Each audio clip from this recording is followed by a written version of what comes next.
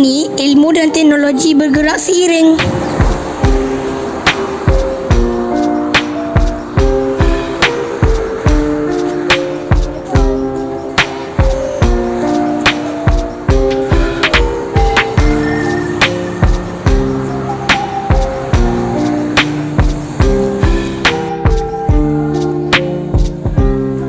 Hari ini saya dah bersedia untuk menjadi murid pada teknologi.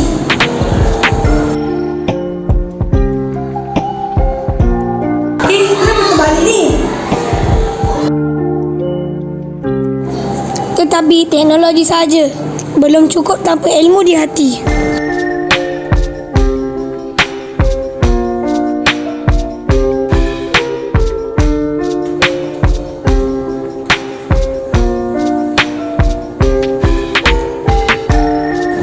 Di sekolah, teknologi boleh membantu kita belajar dengan lebih cepat.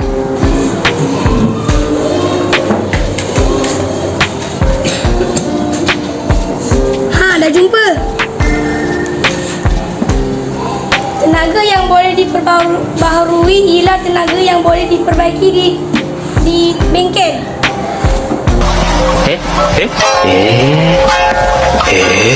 Salah rupanya.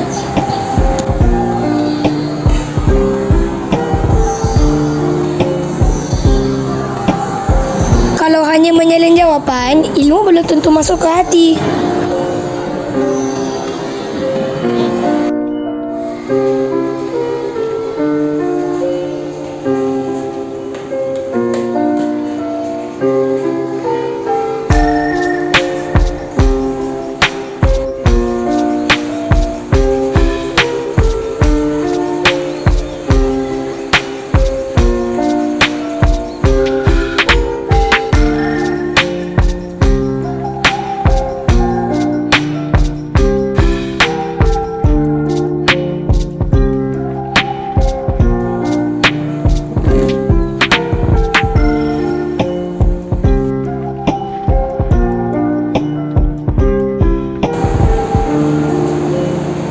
Saya telah berjaya memuat teruran ilmu pengetahuan. Buku memberi asas ilmu. Teknologi pula membantu kita memahami dengan lebih menarik.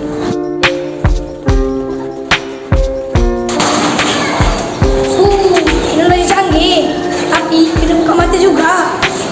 Teknologi membantu kehidupan, tetapi kita tetap perlu bijak menggunakannya.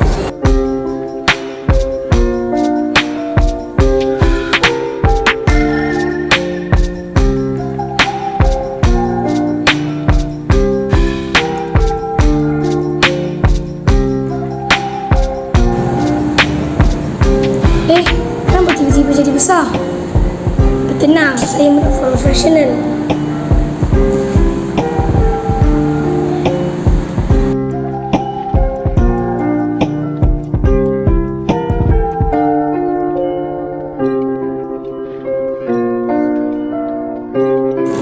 Dengan teknologi, murid boleh mencipta, berkongsi idea dan belajar dengan lebih kreatif.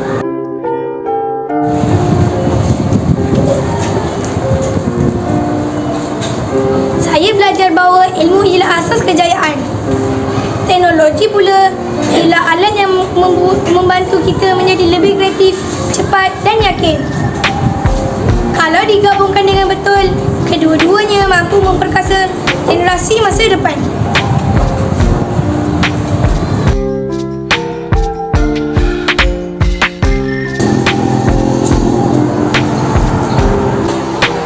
Ilmu membentuk hati dan akhlak.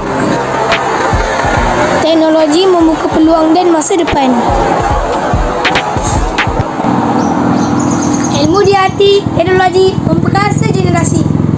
Tapi ingat, buku tak perlu dicas dalam peta